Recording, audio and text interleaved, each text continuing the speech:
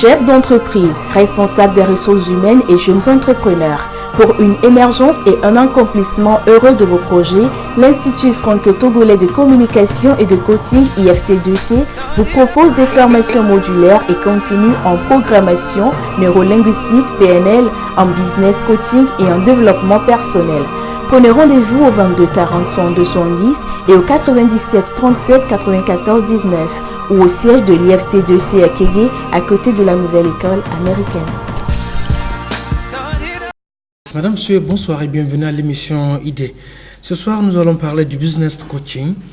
Vous n'êtes pas sans savoir que dans la vie, lorsque vous évoluez, vous avez de l'ambition, vous avez des projets, vous avez une vision, vous avez besoin de tout maîtriser sur toute la ligne. D'où l'importance du business coaching. C'est quoi le business? C'est quoi le coaching? Nous sommes dans le monde des affaires avec Arnold Elachi Adji, ingénieur conseil et coach, accompagnateur de projets. Il est en même temps fondateur de l'Institut franco-togolais de communication IFT. Monsieur Arnold Adji, bienvenue. Merci, monsieur Aruna. Et c'est un plaisir de revenir à votre émission. Oui, il y a un peu longtemps. Oui, très longtemps. Qu'est-ce que vous êtes devenu? Eh bien, écoutez, je me suis mis à installer le siège de l'Institut franco-togolais. Oui. Et donc, ça m'a pris de quelques mois. Au Togo? Au Togo, à Lomé. Oui. Nous ne sommes pas loin de l'école américaine, la nouvelle école américaine de Kégué. Donc, c'est facile à retrouver. Nous allons revenir. Aujourd'hui, nous sommes à porte ouverte, oui, en attendant la crémaillère. Et donc, tout le monde est invité aujourd'hui à participer, à venir faire leurs commentaires sur cet endroit aussi idyllique, je veux dire. C'est quoi le business? Moi, je sais que le business, communément, ce sont les affaires. C'est tout ce qu'on entreprend comme transaction, comme démarche commerciale, et etc. L'environnement des affaires. Et le coaching aussi, c'est un encadrement. Mais c'est quoi quand on met les deux ensemble? Ou bien, quels sont ces concepts que vous voulez débattre? D'abord, est-ce que c'est important de parler de l'être humain dans sa profession? Pourquoi pas? Voilà. Et donc, si on parle de business coaching, on parle du chef d'entreprise, on parle du responsable qui est le porteur de sens, porteur de la vision de ce qu'a le CODIR, le comité de direction ou la haute direction, de parler aussi de l'opérationnel, toute l'équipe, pour amener tous ensemble vers le sens. Et donc, le coaching, business coaching, demande à connaître déjà ce que c'est qu'une entreprise, comment sont l'équipe, comment se constitue l'équipe, quelles sont les frontières et ce qui est valable pour une entreprise. On a toujours beau parler, on a confondu l'entreprise à part entière comme une chose isolée, mais toute entreprise, toute organisation, tout mouvement est composé d'hommes et de femmes. Et la réussite, bien sûr, de cette unité, c'est bien dans la main des hommes et des femmes qui la composent. Les hommes et les femmes qui la composent sont très, très déterminants. Voilà. Pour la marche de l'entreprise. Pour la réussite. Et la réussite de l'entreprise. OK. Maintenant, et le coaching? Eh bien, le coaching vient en appui aujourd'hui pour soit c'est le dirigeant lui-même, ou soit c'est le responsable. Qu'il faut encadrer. Ou bien pas forcément encadrer, mais qu'il faut accompagner à trouver le sens. Je parle toujours du sens. D'accord? Pourquoi le sens alors? Le sens, parce que quand on parle de l'identité d'une personne, on dit qui suis-je, où vais-je, et quelles sont les clés, les outils, les moyens, les stratégies, les étapes qui vont me permettre de m'épanouir pleinement dans cette société. Qu'est-ce que je veux? Qu'est-ce que je veux? C'est très sensible, madame, monsieur. Suivez bien ce qu'il est en train de dire. Qui suis-je? Qu'est-ce que je veux dans cette vie, sur cette terre? Et tous les matins, on se pose ces questions ou on les oublie, selon ce qu'on est. Selon comment sont les tendances. Les tendances. Mais justement, c'est là où se trouve l'intelligence émotionnelle. Oui, qu'est-ce que je veux? Chaque jour, qu'est-ce que je veux? Qu'est-ce que je ressens? Qu'est-ce que je ressens? Et qu'est-ce que je veux? Qu'est-ce que j'ai dans le ventre? Qu'est-ce que je dois faire ressortir? Voilà. Qu'est-ce que je dois atteindre? Qu'est-ce que je ne dois pas atteindre? Et quelles sont les clés qui vont me permettre de m'épanouir? Et c'est là le coaching, de façon générale, vient en force dans ce monde résiliaire, ce monde en réseau, où les différentes formes. Je dirais qu'il n'y a pas de bien ou de mal. Il faut faire pousser le système à aller plus loin. Ce qui est fait aujourd'hui n'est pas si mal fait. Que ce soit en France, que ce soit en Côte d'Ivoire, au Ghana ou au Togo, il n'y a rien qui est si mal fait.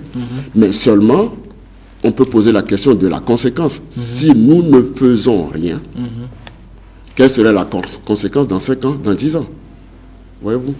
Et donc le coach, lui, vient en puissance pour permettre à tout système en business, puisque bon, moi je parle toujours du business coaching, si c'est le dirigeant qui veut un peu de la puissance en termes d'émergence d'idées, ou peut-être plusieurs idées, laquelle choisir, en quoi cette créativité est-elle aussi bonne pour ce chef d'entreprise? Elle est aussi bonne pour l'État, elle est aussi bonne pour l'opération des salariés, elle est aussi bonne pour les fournisseurs et aussi pour les clients. Voyez-vous, le périmètre d'une entreprise est composé de clients, de fournisseurs, on va parler de banquiers et tout, ceux qui vous fournissent, qui sont très importants. L'État aussi est très important. Les salariés, c'est très important. Voyez-vous, c'est ce périmètre dont il faut tenir compte. Et le dirigeant, des fois, il peut omettre certaines hypothèses, mais le coach, quand il va l'amener un petit peu à voir ça dans son équité, dans son équilibre, il va se rendre compte qu'est-ce qu'on peut peut-être régler pour être en puissance, en quelque sorte, et en énergie forte pour aller de l'avant. Revenons un peu sur un businessman. On peut rappeler un peu quelques aspects, quelques caractéristiques d'un homme d'affaires. De toute façon, un chef d'entreprise, comme on le voit, ceux qui réussissent, ils ont tous les mêmes recettes. Si on prend leur cerveau, c'est là où la PNL vient en puissance. Un chef d'entreprise, il a une vision. Non seulement il a une vision, mais il a un objectif à atteindre. D'accord? Mais derrière ça, il faut qu'il soit en action. Et cette action demande forcément de l'énergie. Et dans cette énergie, eh bien, on va aller chercher les hypothèses, la créativité de tout ce qui en sort. Quelles sont les hypothèses qui vont nous permettre d'arriver à bon port? Il n'y a pas de bien ou de mal. On est en phase de réalisation, mais aussi en tenant compte du feedback de l'extérieur, voyez-vous. De l'environnement. De l'environnement, de l'extérieur. Pourquoi? Parce que c'est là où va se trouver l'adaptabilité, la flexibilité. Du chef d'entreprise. Du chef d'entreprise. Comme un bateau. Vous prenez toujours la situation comme un bateau, un avion, bon, une voiture qui va à bon port. Il a ce qu'on appelle un radar. Le radar, il n'est pas comme ça. Le radar, il est en V, presque comme ça, pour élargir, pour voir quels sont les obstacles et s'adapter. Un chef d'entreprise, dans son pilotage, d'abord à la fois interne et externe, tient compte de tous ces paramètres, vision, action, objectivité, objectif, et les stratégies, les comportements qui sont dans ce radar. Comment les clarifier, comment savoir qu'on est juste, comment tenir compte de la différence extérieure, et ce n'est que comme ça qu'il peut s'adapter, s'aligner, pour arriver à son bon port. Bon, ce n'est pas fini, mais aussi féliciter ce qu'il fait, s'apprécier, célébrer ce qu'il fait. C'est-à-dire célébrer ce que j'ai bien fait, ben, c'est une très bonne chose. Et faire participer l'entourage à voir ce qui est fait. Et c'est là où naît la méthode de Kaizen, de faire mieux ce que nous avons déjà bien fait aujourd'hui. Et c'est parce que nous allons célébrer ce qui est bien fait que nous allons pouvoir trouver du leadership, puisque nous avons déjà rodé ce système assez équilibré pour le prototyper aussi bien dans d'autres manières. Vous avez bien dit, vous venez de dire de faire mieux ce qu'on a fait aujourd'hui. Mais il nous arrive de ne pas franchir le pas. On n'arrive pas à faire mieux que ce qu'on fait toujours. Qu'est-ce qui explique cela? Bien sûr que nous avons une programmation. L'être humain est ainsi fait. Je vais vous donner juste un exemple. Si je vous dis, tout simplement, vous avez un journal, vous avez 2, d'accord? Et on vous dit les 7 lois pour bien réussir sa vie. Il faut choisir, d'accord? Et il y a un autre qui vous dit les 7 secrets pour rater sa vie. Qu'est-ce que vous allez lire en premier? Le premier. Donc vous allez aller vers la peur, puisque nous avons toujours peur. Et une fois que nous avons fait cette énergie, cet effort pour arriver à un point, Et ce qui fait la différence aujourd'hui, qu'est-ce qui fait la différence? C'est qu'on ne se pose plus la question. D'abord, ce qui fait la différence, c'est qu'on va pousser le bouchon un peu plus loin. Et ce qui ne fait pas la différence, et ce qui fait que nous sommes tous un peu dans les mêmes rôles, et il y a très peu de gens qui font un peu cette différence. Mon but, c'est de pousser ces gens à sortir un peu de ce lot de la perte de sens, parce qu'on y est arrivé, on ne veut plus avancer. Hein. Comment les pousser pour aller un petit peu plus loin? Cela fait un peu mieux ce qu'on fait déjà bien aujourd'hui. Qu'est-ce qui fait qu'on reste là? Parce qu'on suppose qu'on a réussi. Ouais. Et je vais rajouter juste une chose. La réussite, ce n'est pas la gare d'arrivée. Réussite, ce n'est pas la gare d'arrivée. Ouais. C'est une dynamique de progrès. Et si on voit un petit peu tous ces gens qui réussissent aujourd'hui, ils sont permanemment en mouvement. Ouais. Ils sont permanemment en activité, en quête de nouveaux sens, ouais. De nouveaux sens. Et donc, si un jour j'ai l'occasion de faire l'ADN du succès, c'est pour parler aux gens que de toute façon, qu'on veuille pas, on a toujours nos sens qui nous attendent. Et seul, une chose, ce qui empêche notre imagination pourrait empêcher la créativité. Et tant qu'on est vivant, on peut avoir toujours la créativité. Ce qui empêche notre imagination pourra empêcher la créativité. Je vous rappelle que c'est la semaine passée que nous avons débattu de l'esprit de créativité ici avec Godson. Monsieur Godson, j'ai suivi avec beaucoup d'intérêt. Beaucoup d'intérêt. Le monde des affaires a besoin de créativité. Les autres mondes aussi en ont besoin. Les services de recherche et développement en ont besoin. Les individus ont besoin de créativité. Il ne faut pas toujours rester sur place, à tourner en rond. Quel est maintenant le rôle d'un coach dans le monde des affaires? Puisque notre thème porte sur le business coaching. Voilà. Alors, vous avez déjà parlé du profil d'un chef d'entreprise qui doit avoir une vision, un objectif, être animé, avoir un certain leadership de haut niveau et avoir une dynamique et toujours chercher à progresser.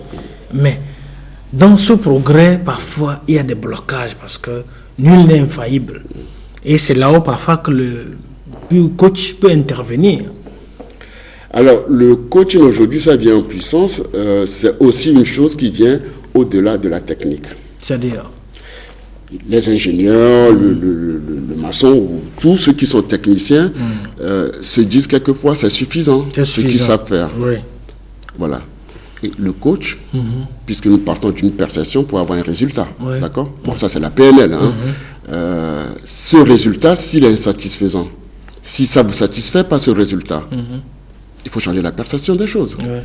Et qu'est-ce qui va vous permettre de changer la perception des choses?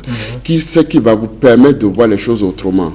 Qui c'est qui va vous donner un petit peu de la puissance pour émerger autrement et aussi, surtout, pour avoir un autre résultat? Si ce n'est l'accompagnateur. L'accompagnateur, c'est le cultivateur qui va labourer sa terre, lui donner quel engrais on peut lui donner et semer la graine qui va, en fin de compte, être une bonne graine, différente des autres graines qui n'ont pas eu à subir ou à supporter qui ne maîtrisent pas, qui n'ont pas les mêmes qualités. Voilà. En fait, un coach, c'est un cultivateur d'esprit. Voilà. Un cultivateur d'esprit. Est-ce que c'est un cultivateur d'hommes aussi? On n'est pas Dieu, d'accord? On a le capot, on connaît un peu suffisamment le capot humain, qui se repose aussi sur les lois universelles. Et le coach, c'est aussi, il utilise tout simplement le système universel de la vie. Et des fois aussi, quand je vais un peu dans la Bible, je fais des comparaisons. Quand on voit dans le sens écologique, par exemple, pour un chef d'entreprise, de tenir compte à la fois de l'État, du client, du fournisseur, et surtout aussi des salariés.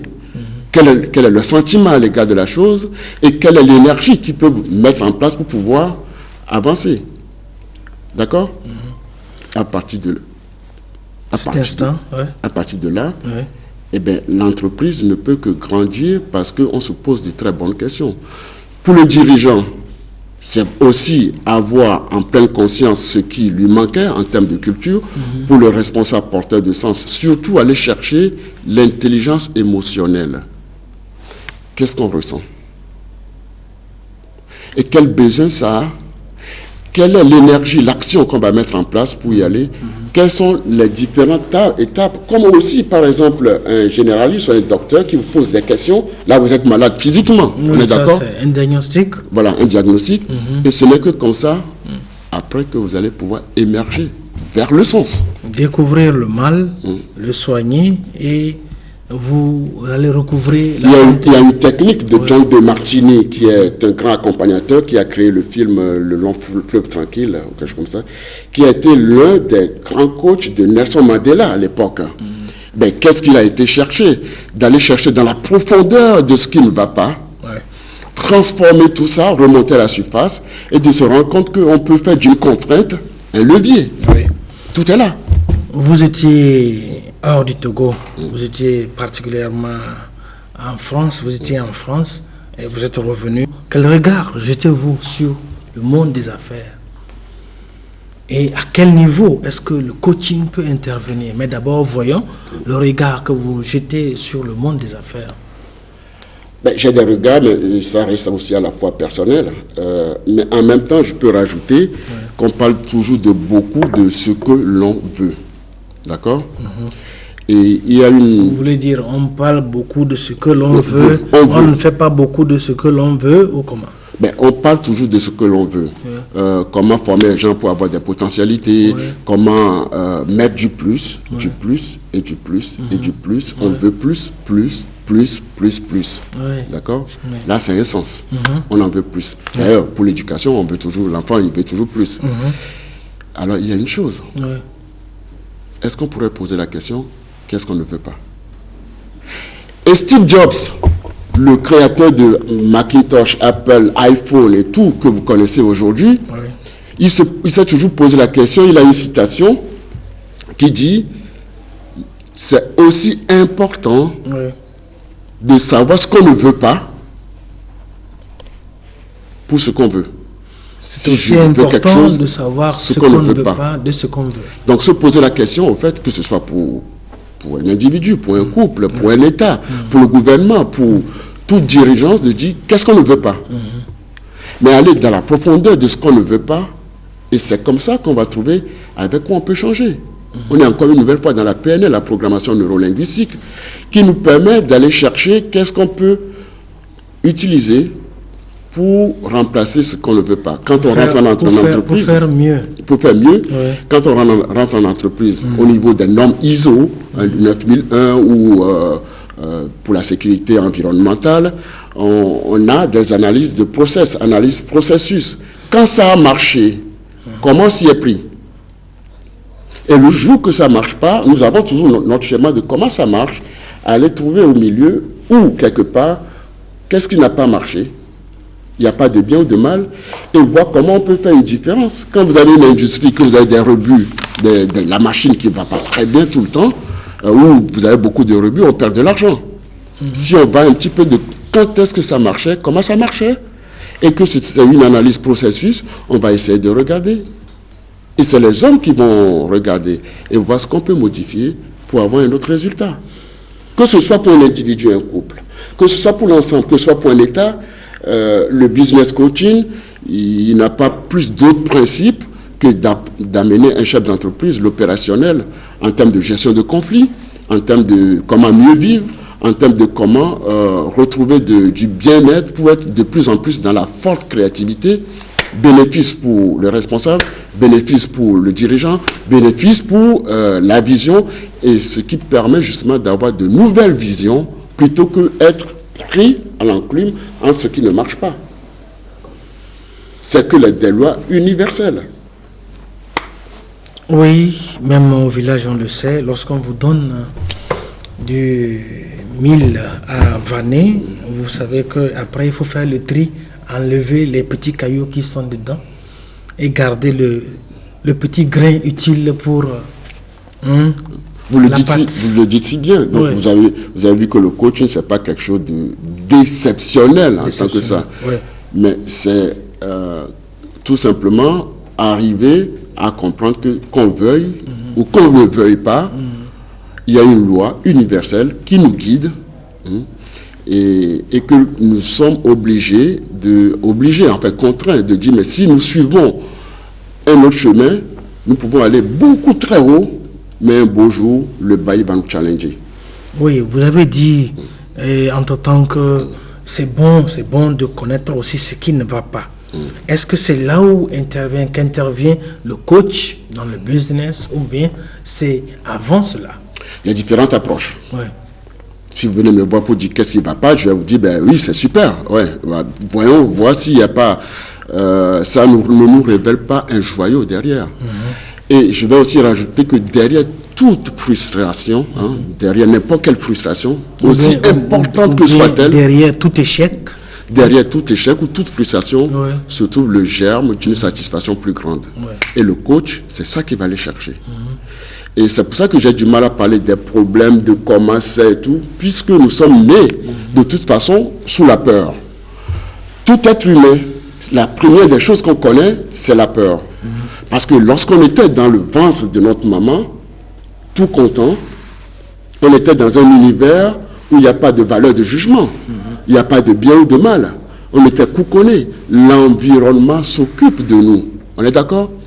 Mais le jour qu'on arrive au monde, alors là, il y a des parts immenses de rêves et de possibilités qui se fondent. Alors là, le petit bout du chou, face à ces géants du monde, il va crier, il va pleurer tout simplement pour ne pas mourir. Et c'est par la suite que pour ne pas mourir, il va avoir des expressions de frustration quand il a faim, quand il a mal au ventre, puisqu'il est démuni de paroles et de tout. Voyez-vous? Donc ça, notre cerveau, il est déjà rodé depuis très longtemps pour la peur. Voilà. Et donc, la peur nous empêche des fois d'y aller. Et le coach, sans parler de tout ce qui se passe au niveau de la peur, puisqu'il est quand même un psychologue qui connaît le capot humain, va essayer de voir, surtout en écoutant la personne, pas la personne, mais de ce que dit la personne, qu'est-ce qu'il peut avoir comme l'effet miroir derrière.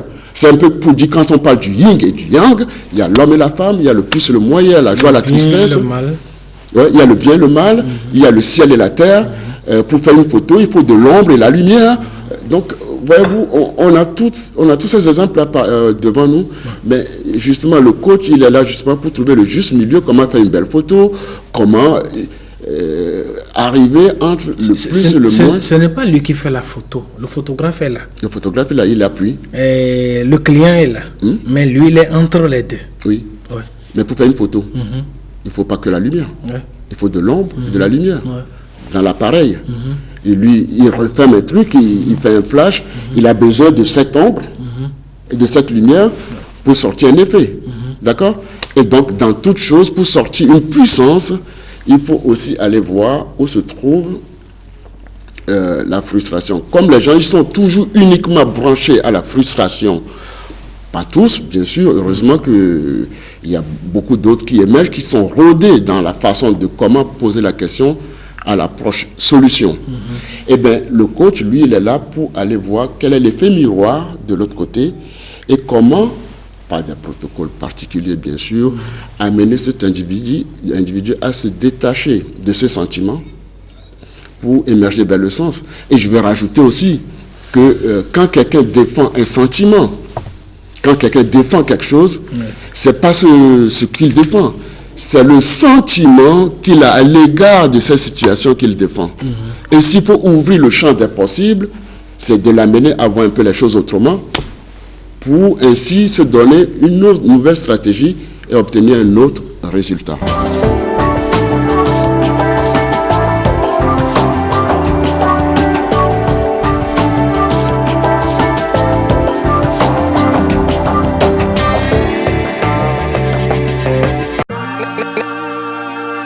Chef d'entreprise, responsable des ressources humaines et jeunes entrepreneurs. Pour une émergence et un accomplissement heureux de vos projets, l'Institut franco-togolais de communication et de coaching IFT2C vous propose des formations modulaires et continues en programmation, neurolinguistique, PNL, en business coaching et en développement personnel. Prenez rendez-vous au 22 40 62 70 et au 97 37 94 19 ou au siège de l'IFT2C à Kégué, à côté de la nouvelle école américaine.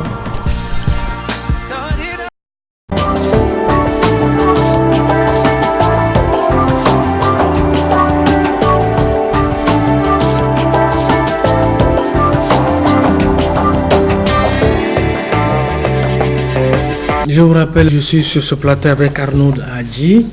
Il est ingénieur conseil et coach accompagnateur de projet, en même temps fondateur de l'Institut franco-togolais de coaching. Et il était en train de parler du business coaching. Monsieur Adji, il faudra de temps en temps donner des exemples concrets parce que c'est assez profond, mais très complexe aussi, les démonstrations que vous êtes en train de faire sur le plateau de l'émission. Et il faut parfois aussi revenir terre à terre pour être bien compris par tous.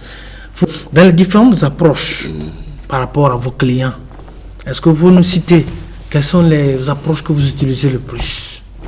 Quand un client vient vers vous, un businessman, un chef d'entreprise vient vers vous, il vous dit, bon, dans tel domaine, je sens que ça ne va pas.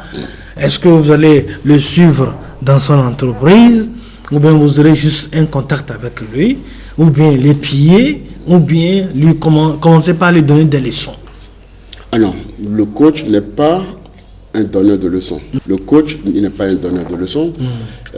Il pose des questions pour permettre à la personne de voir les choses différemment. C'est tout. Et comme derrière, je dis et je me répète que seul ce qui empêche notre imagination pour empêcher la créativité. Et c'est là où se trouvent toutes nos ressources. Si on pose la question différemment, il peut qu'on veuille la répondre, et ben on va se rendre compte qu'on peut voir les choses différemment. Et justement, moi j'ai été très longtemps chef d'entreprise, pour plus de 25 ans, avec 22 personnes en actif. J'ai fait beaucoup d'erreurs. Et c'est ce qui m'a permis d'ailleurs d'aller faire la PNL, qu'est-ce qu'il y a dans le capot humain. Voilà. Mais en fin de compte, en faisant ça, j'ai retrouvé beaucoup de paroles de mon père, qui était, je pourrais dire, qui était lui-même le premier coach de ma vie. Mais sauf que quand on est jeune, peut-être qu'il n'utilisait pas la bonne communication, mais dans toutes ces vérités, il y avait tout. Aujourd'hui, je retrouve ces paroles comme une résonance très forte. Bon, maintenant, accompagné avec la communication du changement, qui est la PNL, on peut amener n'importe quel individu à voir les choses différemment. Différemment. Ouais. C'est surtout voir les choses différemment qui permet de se détacher du sentiment qu'on a à l'égard et voir si on ne peut pas avoir une autre façon de voir les choses. Et on dit aussi, excusez-moi le terme, de dire la joie précède le succès. C'est parce que je vais être content de ce que je vais obtenir, de là se trouve la motivation. Moi, je pensais que la joie vient après le succès. La joie précède le succès. Pourquoi? Si je vous dis tout simplement, demain on part en vacances, qu'on est très fatigué, eh bien, vous allez déjà être content de ça. En visionnant ce plaisir de partir en vacances, vous êtes maintenant dans la motivation d'y aller. Donc, il faut amener le responsable à voir qu'il y a une solution peut-être plus idéale. En amont. Et comme ça, lui, parce qu'il est crispé peut-être, il n'a pas envie d'y aller peut-être. Il se pose des questions peut-être parmi différents choix, d'accord? Il va se dire, ben tiens, si je vais voir un coach, il va peut-être m'amener à voir peut-être de façon plus pointue ce qui va me motiver à investir, parce qu'il s'agit de l'argent quand même. Et ça va me permettre de dire comment je vais entraîner toute cette équipe vers le sens. Et c'est comme ça que le coach, au-delà de la technique, permet à un dirigeant, à un responsable, à une équipe de trouver quels sont les chemins. On est bien souvent d'ailleurs en coproduction. Je ne suis pas le donneur de leçons. Bon, quand je suis consultant en management, bien sûr que pour l'amélioration des processus ou la conduite du changement, j'ai des protocoles pour amener, pour donner de la puissance. Ça, c'est au niveau interne. Mais pour trouver du sens, on est toujours en coproduction. Aucun de nous ne vaut ce que nous valons ensemble. C'est ensemble que nous allons construire. Et ce que je sais un petit peu dans la dynamique collective, c'est que 1 plus 1 n'est pas égal à 2. 1 plus 1 égale, c'est égal à 3 et même bien plus que ça. Voyez-vous? Oui, vous avez parlé de votre passé en tant que chef d'entreprise. Nous allons maintenant entamer le niveau de l'entreprise. Et si il vous arrive d'être sollicité par une entreprise pour être coach, qu'allez-vous faire? Disons que je suis toujours sollicité par des responsables, des dirigeants pour voir ce qu'ils vont faire. Les domaines sont divers. Vous allez commencer la consultation, la thérapie par le leader ou bien le coursier? D'abord, je vais vous dire qu'il soit devant un président, un ministre, un enfant ou tout, je vais vous dire tout simplement que c'est l'individu qui m'intéresse et ce qu'il dit. Ça fait deux individus, je suis clair. Ça fait deux individus. Vous commencez par le plus grand ou bien le plus petit. Ou bien Je les commence deux par ensemble. l'être humain qui est en face de moi avec sa problématique. Ouais. Ça, c'est la première chose. Qui peut rapporter la problématique collective. Voilà. Oui. Soit c'est individuel, soit elle est collective. Oui. Et c'est parce que je vais l'écouter Ouais. que, en tant que coach, je vais voir ce qu'on peut faire en lui posant des questions. La coproduction, c'est aussi poser des questions. Et quand ça ne va pas d'un côté, comment on peut utiliser le langage de communication du changement pour qu'il comprenne que c'est seulement le sentiment qu'il a à l'égard de ça. Et bon, en fait, je suis aussi à la fois consultant en management, ça dit que je peux apporter des outils. Je suis diplômé de l'IDCE, Institut de développement du commerce et de l'entreprise, donc je peux lui apporter des outils. Mais ce qui m'intéresse en premier lieu, c'est de savoir ce qui l'anime et comment, justement, on peut y aller ou on peut ne pas y aller. Ça ne veut pas dire qu'on ne va pas y aller. Mais ça veut aussi dire que si on clarifiait un tout petit peu ça, il aura encore plus de motivation. Parce que quand on parle d'entreprise, on parle de gros investissements. On parle d'engager une dynamique collective, d'engager tout le monde. C'est ce qui se passe dans les entreprises, quelquefois en France, aujourd'hui un peu moins. Ceux qui ont compris qu'il faut faire appel au coach, de dire, mais tiens, il y a des gens qui viennent mettre un peu les trucs comme usine à gaz, et puis quand ça finit, après, ça chute. D'accord? Ben, c'est un peu aussi comme le mayonnaise qu'il faut faire remonter. Le dirigeant, le responsable, et même l'ensemble du personnel, ils ont besoin de coach. Juste, pas pour donner une technique, juste pour qu'ils retrouvent du sens. Et ce sens-là, ça passe par le contexte. Quelle orientation? Où on va? Est-ce que c'est bon pour vous? Est-ce que c'est bon pour les autres? Et est-ce que c'est un choix individuel, un choix d'égoïsme? Parce que des fois, nous sommes animés par notre ego qui nous pousse vers une dynamique. Et si le coach ne vous faisait pas revoir ça un peu autrement, peut-être que dans cet égoïsme, il y a peut-être une puissance qu'on va dégager pour pouvoir l'adapter au système. Et aussi, c'est là où se trouve la vision, la créativité, la puissance et aller vers le sens. Rien n'est mauvais. Mais comment on peut en faire pour que ce soit bon pour tous? Et des fois, je vais vous dire aussi, si on est un peu angoissé et qu'on ne veut pas y aller, c'est parce que nous avons notre inconscient aussi qui nous fait un peu un tiraillement, et que quelquefois ça nous bloque. Aller voir un coach, c'est aussi s'alléger, rendre les choses légères pour y aller de plein pied. C'est comme aller voir un docteur ou bien un médecin. Nous savons qu'habituellement, le coaching, c'est une nouvelle discipline. Elle n'est pas aussi répandue que cela. C'est dans ce sens que je vous pose toutes ces questions.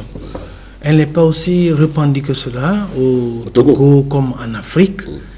Alors, est-ce que les responsables d'entreprise, les dirigeants d'entreprise sont conscients qu'il leur faut un encadrement ou bien un accompagnement? Vous venez d'arriver de France. Quel est votre constat? Alors, en termes de changement de mentalité... Est-ce que vous vous sentez utile? Oui, en termes de changement, allez-y. Alors, en termes d'utilité, je veux dire que j'ai fait quand même une bonne étude du terrain et me rendre compte, si je peux apporter un plus, c'est le moment ou jamais d'apporter mes petites expériences. Parce que je ne suis pas arrivé là par hasard. J'ai fait le boulot de manutentionnaire, de manœuvre et de tout lorsque j'étais étudiant. Et j'ai vu mon parcours un peu, comment j'ai gravi les échelons. Mais je ne savais pas que je me servais un petit peu des acquis d'avant. Mais lorsque j'étais chef d'entreprise, j'étais démuni du coaching. J'ai fait beaucoup d'erreurs. J'ai gaspillé beaucoup d'argent. Par manque d'accompagnateurs. Par manque d'accompagnateurs. Et des fois, les chefs d'entreprise, je vais vous dire une chose, s'il y a des gens qui sont seuls au monde, face à une décision importante dans ce monde, c'est le chef de l'État, c'est le directeur d'entreprise, c'est le PDG, c'est tous ces gens, et même vous, en tant que chef de famille, face aux enfants, ils ne cherchent pas à savoir comment ça marche, mais vous devez décider pour eux. Mais imaginez un petit peu, avec une échelle beaucoup plus grande, comment il faut appuyer sur les boutons pour piloter tout ça. Et si on n'a pas besoin d'un clarificateur, si on n'a pas besoin d'un coach, en plus dans ce monde où les informations sont de plus en plus nombreuses, alors il me semble quand même que les chefs d'entreprise ont compris aujourd'hui, au-delà de leur ingéniosité, de se dire, pourquoi est-ce que c'est trop cher de me rendre léger, pour moi-même, d'aller voir quelqu'un qui va m'accompagner pour trouver du sens. Et si ce n'est pas une séance, 2 séances, 3 séances, est-ce que je ne m'allège pas? Parce qu'ils ont la tête dans le guidon, d'accord? Comment on peut avoir la tête dans le guidon et voir plus clair? C'est aussi encore une nouvelle fois les lois universelles. Oui, dans cette vie, lorsque parfois on rencontre des difficultés, il nous arrive peut-être d'aller vers le charlatan. Le charlatan, je ne sais pas. Oui, je continue d'aller vers le charlatan. C'est pour qu'il nous éclaircisse ce qui se passe. Vous allez comprendre mon idée. D'aller vers le charlatan pour certains, d'aller vers le bokono pour d'autres, ou bien le houno pour certains, d'aller vers le marabout pour d'autres, d'aller vers le médecin. Mais on n'a pas cette inconscience ou bien cette facilité, on n'a pas cette culture d'aller vers le coach. Est-ce que si nous, on ne va pas vers le coach, est-ce que le coach ne peut pas aller vers sa clientèle? Eh bien, ça, c'est une très bonne question. Vous savez pourquoi? Si j'ai accepté de créer l'Institut franco-togolais, c'est aussi, surtout, pour permettre aux gens d'aller faire du développement personnel sous la certification NLPNL, d'accord? Parce que dans ça, vous avez tout. Ça, c'est le premier niveau. Pour monter les niveaux, moi, je suis maître praticien. Aujourd'hui, même quand je rentre en entreprise, j'y vais presque nu, vide, d'accord? Et de ce qu'ils me disent, au niveau PNL, je vois comment ils sont animés. Parce que c'est là où se trouve le premier problème. Voilà. La cible, c'est là. C'est là où se trouve le premier problème. La première cible, c'est là. C'est le problème humain. Je vais vous dire une chose, comme la règle de Pareto, il dit... si on résout 20%, enfin, je vais le redire autrement, la plupart des problèmes, des dysfonctionnements dans une entreprise, qui sont de 80%, sont remontés des problèmes de 20%. Donc si on agit sur ces 20%, eh bien, on peut remonter tout le système jusqu'à 80%. Les dysfonctionnements, la plupart du temps, sont d'ordre relationnel. Ce n'est pas technique. Et donc, moi, quand j'interviens en entreprise, qu'est-ce que j'interviens? J'interviens sur l'énergie humaine. C'est ça qu'il faut pour pouvoir remonter le truc. Vous avez dit, mais les marchés, ça ne marche pas et tout. Mais si on est ensemble pour trouver la créativité, eh bien, on va se rendre compte que peut-être on peut différer ce problème technique. Et avoir aussi plus de résultats. Et c'est là où le coaching, où la PNL amène les gens à avoir moins d'efforts, plus de résultats et plus de qualité de vie. Et plus d'énergie. Et plus d'énergie. Oui. Au niveau de l'État, est-ce que vous pensez que c'est important d'avoir un coach? Parce que ce monde, c'est un monde d'affaires. Le business se passe aussi au niveau de l'État. Est-ce que c'est important d'avoir un coach? Alors, je me souviens que vous avez parlé d'un coach de Nelson Mandela ici, dès le début. Je crois que c'est avec vous. John de Martini. Oui. Ma question à vous poser, c'est que, est-ce que les gens du gouvernement, c'est des êtres humains? Nous, on s'occupe des êtres humains. Enfin, c'est mon métier, d'accord?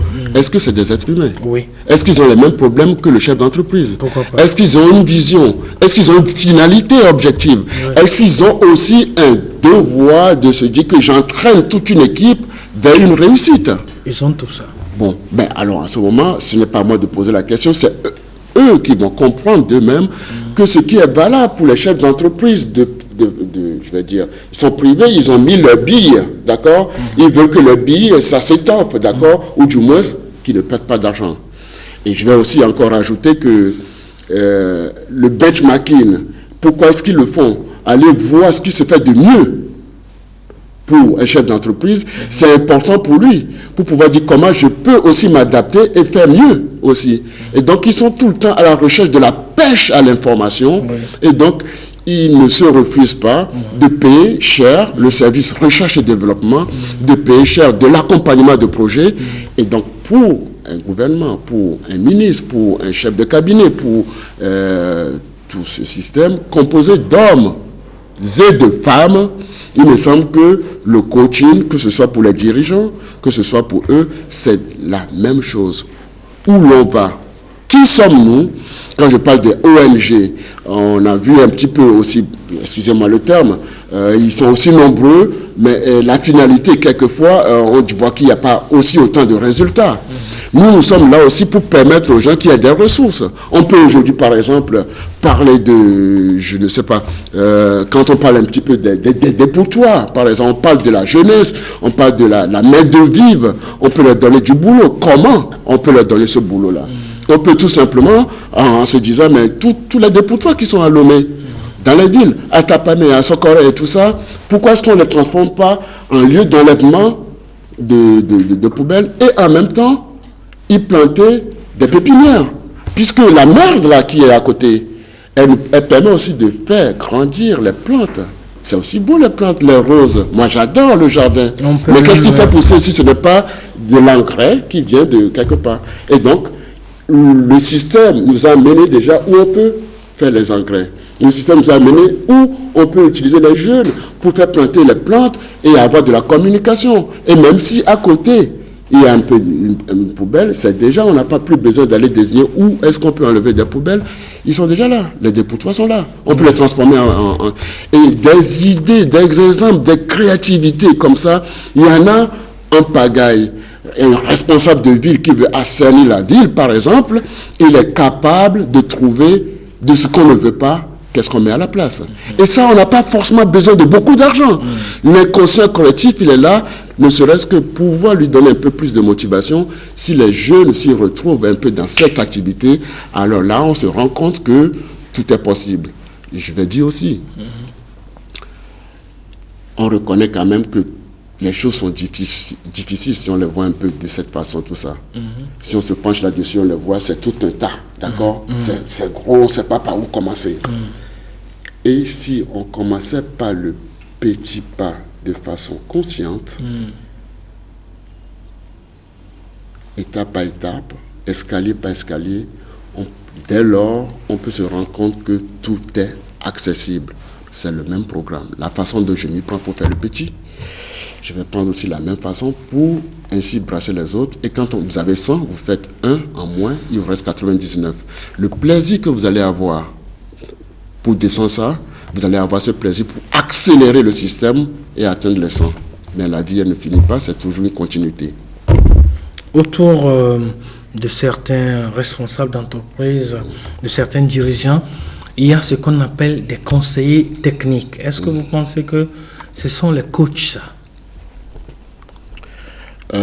Alors, on va éliminer, enfin, on va séparer le coach du conseil. Je pense qu'il y a vraiment une confusion qu'on fait entre le conseil et le coach. Pour pouvoir le dire, parce que je suis à la fois conseiller et coach. Mais ça m'intéresse beaucoup, le métier de coach, parce que pour moi, il n'y a que des solutions. D'accord? Le conseil, c'est quelqu'un qui a une expérience technique. D'accord? Et averti, qui va apporter son expertise dans tel domaine technique. Point. Mais s'il est bloqué, s'il n'arrive plus, et c'est la même chose qu'il fait, n'arrive plus à répondre aux résultats. Ou s'il est bloqué. Alors, il faut faire appel à qui? Boucher comme un tuyau. Il faut faire appel à qui? On fait appel à un coach. Pour lui faire réfléchir sur qu'est-ce que la perception qu'il utilisait pour arriver à tel résultat. Et si on le voyait autrement. Parce que nous aimons le confort, nous aimons ce qui marche. D'accord? On est d'accord? Mais le jour que ça ne marche pas, nous n'avons plus ce rodage intérieur pour dire, mais est-ce qu'on peut peut-être faire autrement? Voilà, tout est là. Comment allier le coach au conseil et à quel niveau le conseil a besoin de coach? Dans ce monde, vous êtes d'accord avec moi, qui évolue sans arrêt, sans arrêt, sans arrêt. Et c'est là aussi, il faut se recycler plus souvent. C'est là aussi, il y a la formation continue pour adultes. C'est là aussi, il faut toujours se remettre en cause pour dire, est-ce que nos systèmes sont obsolètes? Est-ce que on va rester là, comme ça, et si dans 10 ans, on ne fait rien, où en sommes-nous? Est-ce qu'on va dire, mais tiens, c'est la faute à l'oncle, le père, Non, il y a toujours des solutions. Le coach a toujours une façon de faire voir les choses autrement afin qu'on émerge vers le sens. Faire voir les choses autrement. Monsieur Arnaud Hadji, vous êtes ingénieur conseil. Qu'est-ce que vous voulez faire voir autrement à nous, les Togolais? Si vous avez 100, l'autre entreprise a 100, qu'est-ce qui fait que l'autre entreprise va croître et vous stagnez? Ouais. Qu'est-ce qui va faire la différence? Ouais. Cette différence se trouve sur comment upgrader le système bout à bout.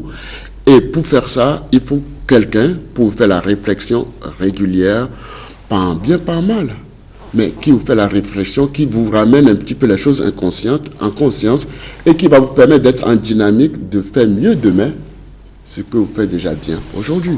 C'est comme un éveilleur. Hein? Un éveilleur, un clarificateur, un cultivateur d'esprit, tout ce que vous voulez. Mais c'est important de plus en plus dans ce monde moderne. Et la Côte d'Ivoire, aujourd'hui, j'y reviens, aujourd'hui, ils ne s'en refusent pas de faire appel aux ingénieurs conseils, aux coachs et tout, parce qu'ils ont des ressources. Qui c'est qui va le faire réveiller ces ressources? Qui sont là autour d'eux? Si ce n'est pas quelqu'un qui va voir dans vos yeux quelque chose qui est là, mais tiens, enlevez-le. Eh bien, donc nous avons aussi du bénéfice. Le Togo est un grand pays. Le Togo a autant d'atouts. Beaucoup de jeunes sont aujourd'hui, ils ont envie d'y aller de l'avant. Si on veut pousser le bouchon un petit peu plus loin, c'est tout simplement faire appel aux éveilleurs, ce que vous appelez. Il n'y a pas que moi, hein, il y a plein d'autres qui vont revoir d'abord ce qu'on ne veut pas et avec quoi on peut le remplacer et quelles sont nos ressources et comment on va avancer. On ne dit pas qu'on va atteindre le sommet, hein, mais qu'au moins nous sommes conscients que de toute façon nous sommes en train d'avancer à pas sûr et nous créons ce qu'on va appeler notre propre système et notre modèle. Voilà. Nous sommes presque à la fin. Qu'avez-vous à dire? Je commençais à m'y plaire avec votre émission. Oui. Alors, si j'ai une chose à dire... Les bonnes choses ont une fin. Les bonnes choses ont une fin. Si j'ai une chose à dire, je vais dire une chose. D'abord, je vais dire tous les jours, c'est des journées magiques. Mais en revanche... Tous les jours sont des jours magiques, des journées magiques, oui. En revanche, si vous imaginez tout simplement que vous êtes dans votre lit de souffrance, vous êtes à l'approche de la mort, vous avez un fort pouvoir de revoir votre film du début jusqu'à 0 à votre naissance. Si vous regardez un peu en pleine conscience ce que vous n'avez pas encore bien fait et qui vous donne du regret, parce que justement il paraît que ça arrive. Et quand vous voyez les gens souffrant sur le lit, ils ont des larmes qui sortent. Ça ne sort pas de leur souffrance, ça sort du film qu'ils sont en train de refaire, de ce qu'ils ont bien fait, de ce qu'ils n'ont pas bien fait. Eh bien, il est temps encore aujourd'hui de se dire, mais on peut refaire ce film, et s'il y a quelque chose à corriger en pleine conscience, de se dire, nous pouvons, maintenant que nous avons pleine conscience de ça, de les reprendre et de les refaire. Parce que c'est permis de regarder ce qu'on a bien fait, de regarder aussi quelles sont les erreurs pour éviter de dire tout le temps si je savais. Vous savez, je crois que si vous suivez bien l'émission Idée, vous éviterez de dire si je savais avec Arnaud Hadji, n'est-ce pas? Ben, si je savais, s'il ne devait pas exister, je pourrais dire comment je peux transformer la contrainte en levier. Merci beaucoup. Merci beaucoup. Nous étions avec Arnaud Hadji, ingénieur conseil et en même temps coach, accompagnateur de projet, directeur de l'Institut franco-togolais de coaching, c'est ça? Et de communication. À côté de l'école américaine à Kégué. Ah d'accord. Ça vous viendrait payer pour ça. Merci à vous et à la prochaine.